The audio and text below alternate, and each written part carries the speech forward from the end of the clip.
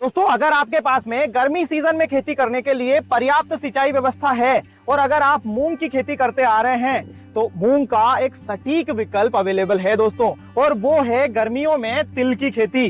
क्योंकि मूंग खेती से जो आप मुनाफा कमाते हैं उससे कहीं ज्यादा आप तिल की खेती करके कमा सकते हैं। तो आखिर क्या है इस खेती के प्रॉफिट लॉस का पूरा गणित और कैसे की जाती है तिल की खेती, आइए जानते हैं तिल की खेती कैसे की जाती है। चलिए शुरू करते हैं। बलुई दोमट मिट्टी और मध्यम से भारी दोमट मिट्टी 5.5 से 7.5 जिसका पीएच हो, प्रॉपर जल निकासी की व्यवस्था फील्ड पर होनी चाहिए और 15 डिग्री सेंटीग्रेड से 40 डिग्री सेंटीग्रेड की टेम्परेचर रेंज में अधिकतम उत्पादन अच्छी क्वालिटी के साथ में लिया जा सकता है इस क्रॉप का। दोस्तों, तिल की खेती बरसात और गर्मी दोनों सीजन में की जा सकती है। गर्मियों में 15 फरवरी से 30 मार्च तक का समय बेस्ट है इसकी बुआई के लिए और बारिश में जून जुलाई के महीने में इसकी बुआई की जा सकती है। इस फसल की कुल अवधि 80 से 100 दिनों की है, डिपेंड करता है अलग अलग वेराइटीज के ऊपर। और इस फसल की सीड रेट की अगर बात करें तो 1 से 2 किलो प्रति एकड़ तक सीड रेट रखना चाहिए। दोस्तों, इस फसल के लिए खेत की तैयारी की अगर बात करें तो गहरी जुताई प्लऊ से करें और उसके बाद में डबल रोटावेटर करें और 3.5 से 4 फीट चौड़ी क्यारियां बनाएं।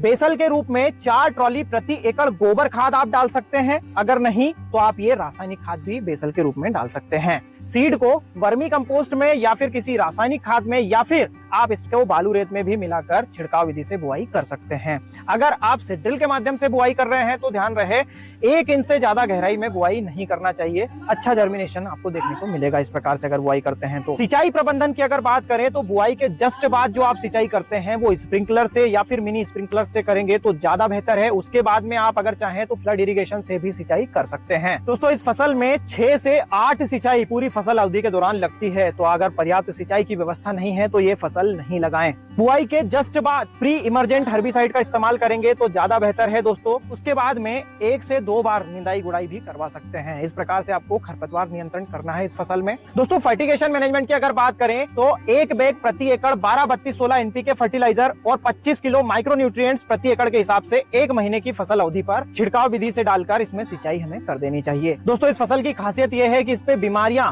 या फिर कीटक इनका अटैक कम से कम होता है। केवल रस चूसक कीट, मुख्यतः सफेद मच्छर या फिर काले मच्छरों का अटैक होता है। इनके लिए 1 से 2 स्प्रे पूरी फसल अवधि के दौरान आप ले सकते हैं। इसे आप मजदूरों से कटवाएं, छोटे छोटे बंच या फिर पुलियां बनाएं, उसके बाद में उन्हें स्ट्रेट रखें। 4 दिन की धूप खिलाने के बाद में जब आप इसे पलटाएंगे तो ऑटोमेटिकली सारा सीड बाहर आ जाएगा। 1 एकड़ से औसत उत्पादन इसका 4 से 8 क्विंटल तक का आ जाता है। 6 क्विंटल एकड़ भी लेकर चलते हैं और 15,000 रुपए क्विंटल के रेट से भी देखते हैं तो 90,000 रुपए की एक क्रॉप होती है।